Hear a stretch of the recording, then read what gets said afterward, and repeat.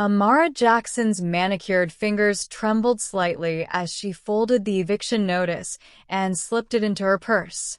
The paper crackled against the buttery leather of her Chanel clutch, the sound jarring in the quiet hush of the Park Hyatt's penthouse lounge.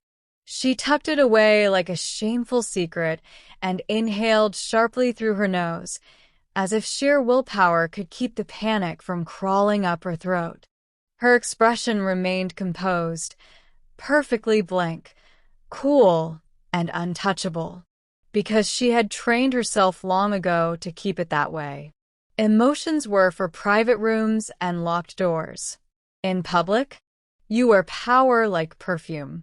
Outside, through the towering glass walls that lined the suite, the Shanghai skyline glittered like a spilled treasure chest.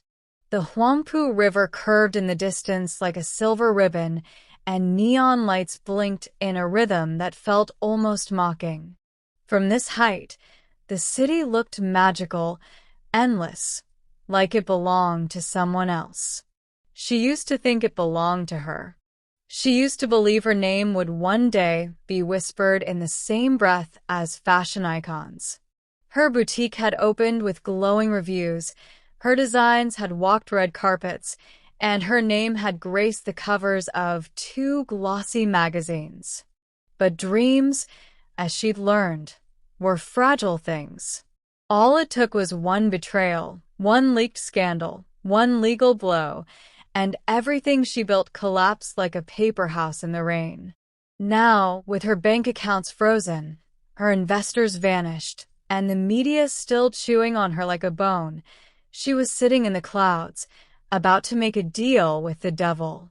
And there he was, Wei Chen. Cold, impeccable, dangerous. The heir to Chen Holdings sat across from her, a man cut from stone and silk. His tailored Tom Ford suit molded to his body with ruthless elegance, and the platinum watch at his wrist gleamed as he adjusted his cuff. His black hair, slicked back with surgical precision, framed a face both beautiful and unreadable, sharp cheekbones, sculpted jaw, eyes like dark, frozen glass. He looked like a man who belonged in the pages of Forbes Asia, not across from a woman one signature away from being homeless. Amara sat perfectly still, her back straight, legs crossed at the ankle. Even now, especially now, she wouldn't let herself unravel. Her deep brown eyes remained sharp beneath neatly arched brows, her skin glowing like polished mahogany in the soft amber light. Her natural hair was pulled into a sleek, high bun, not a strand out of place. She wore a black tailored pantsuit that hugged her curves with effortless authority, paired with a white silk blouse she'd borrowed and pressed until it looked like her own. Her gold hoop earrings caught the light with each small movement, and a thin gold chain glinted at her collarbone, delicate but sure, like her. She looked expensive, put together, unbothered. Only the folded paper hidden in her clutch betrayed the truth. "I hear you're in trouble, Miss Jackson," Wei Chen said smoothly, switching from Mandarin to clean, polished English. His tone was calm, effortless. A man used to boardroom negotiations and high-stakes deals. She didn't flinch. "That depends on who you've been talking to." His mouth curved slightly, an almost smile that felt more like a warning than an invitation. "My sources are thorough. Studio shut down. Investors pulled out.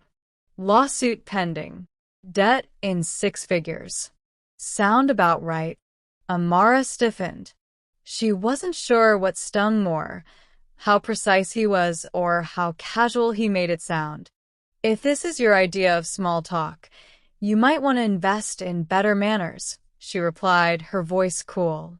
Lee leaned back in his chair, eyes never leaving hers. "I didn't ask you here to humiliate you. I asked you here to make you an offer." From the folder beside him, he pulled out a single sheet of paper and laid it on the table between them with careful fingers. His nails were clean, trimmed. The movement said everything about him: controlled, precise, calculated. Amara glanced down. Her name. His name. Legal formatting. Her pulse ticked faster. "This is a marriage contract," she said, each word like glass on her tongue. "Yes." "You're joking." "I never joke about contracts."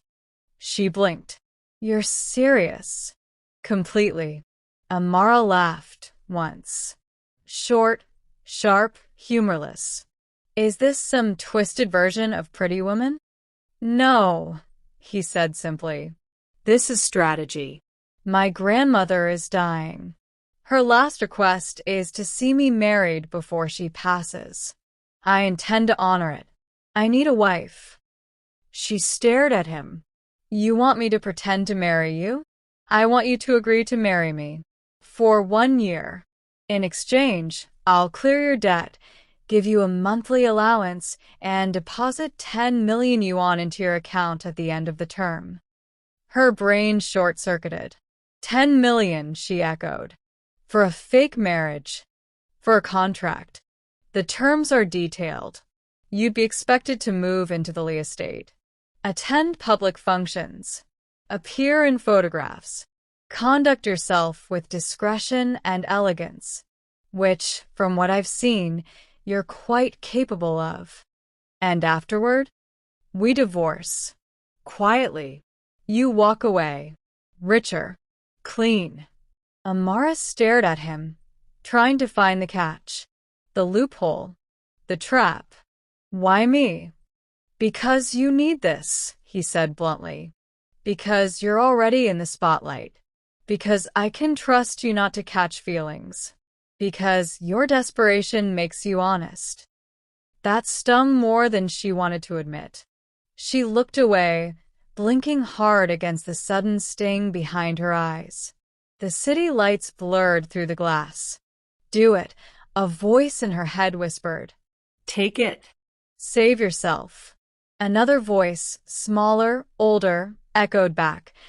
"Don't sell your soul to buy time." "What if I fall in love with you?" she said suddenly, a touch of acid in her tone.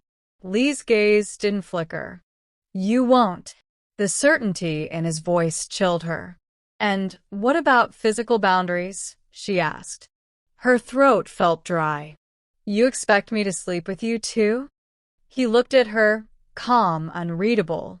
"There will be no expectations in the bedroom. Intimacy is optional. Entirely mutual. If it never happens, that's fine. This is not a romance. It's a transaction." A chill moved through her bones. She stared at the paper again. This wasn't just a contract. It was a lifeline, a cage, a second chance, a surrender.